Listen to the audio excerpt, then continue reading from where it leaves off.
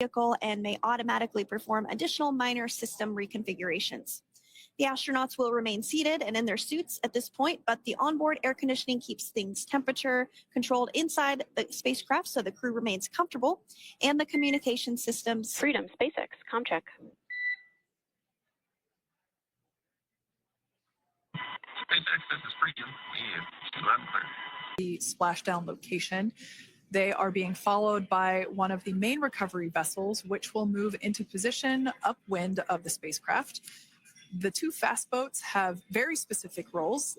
Excuse me. The first approach is focused on immediate safety inspection, as we saw. They do this for spacecraft integrity and checking for any presence of those hypergolic propellant vapors. After medical checkouts, the crew will return to land within 4 hours by helicopter. And if no additional medical assistance is needed, the crew will board a waiting NASA plane and depart for Houston.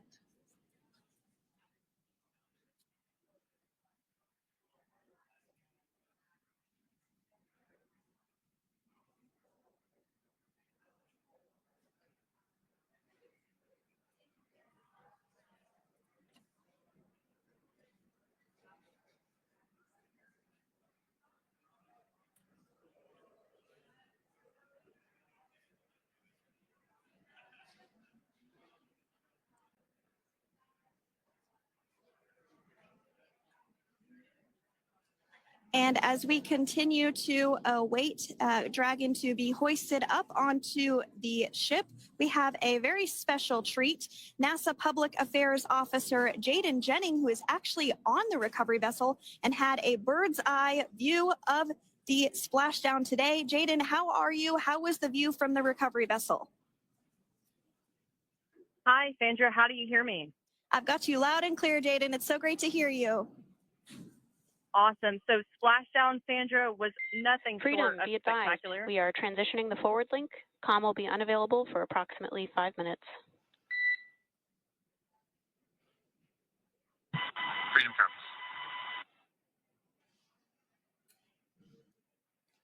Thanks so much, Jayden. We did just have some communications letting us know that we'll have about a 5-minute period where we won't be able to hear from the crew. So please go ahead, tell us, how was the view from the recovery vessel? Absolutely. Yeah, I was mentioning earlier, splashdown was nothing short of spectacular. And we were stationed about 1.5 nautical miles away from the splashdown zone and had great visuals here on the recovery vessel Megan. We actually saw a little of the smoke trail as the spacecraft was coming in.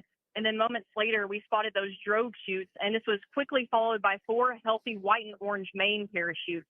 We then tracked Dragon all the way down as it slowly propelled into the ocean. And I think I speak for all of us on the ship when I say a new core memory was made today, and we are looking forward to having Crew 9 on board with us a little later. Jayden, that is amazing. Now, obviously, we are watching it here on camera, and the landing conditions look pretty good, but how was it from your perspective? What is the sea state out there? Absolutely. Absolutely. So we've had optimal conditions for splashdown, and today it is sunny and 63 degrees outside right now with clear skies, light winds, and calm seas. The sea looks absolutely beautiful right now, and light blue with the sun reflecting from it. And Kay, I think the crew's going to like what they feel weather-wise on this picture-perfect day for splashdown off the coast of Tallahassee.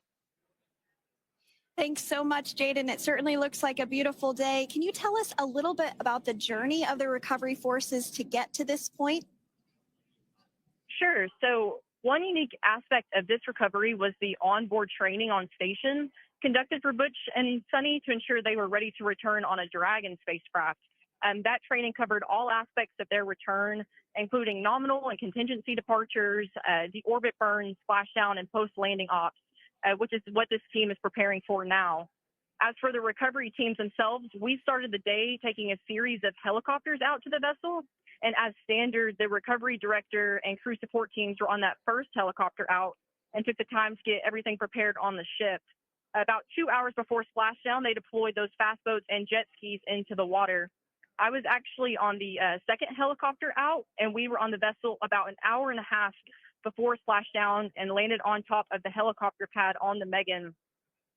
And the teams have been working diligently across their respective disciplines this week, executing what can only be described, in my point of view, as a logistical masterpiece, just ensuring every detail has been in place for Crew 9's return.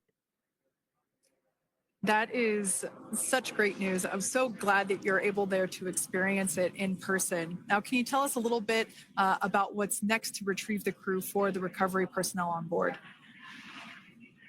Yeah, Kate. So coming up next, Dragon will be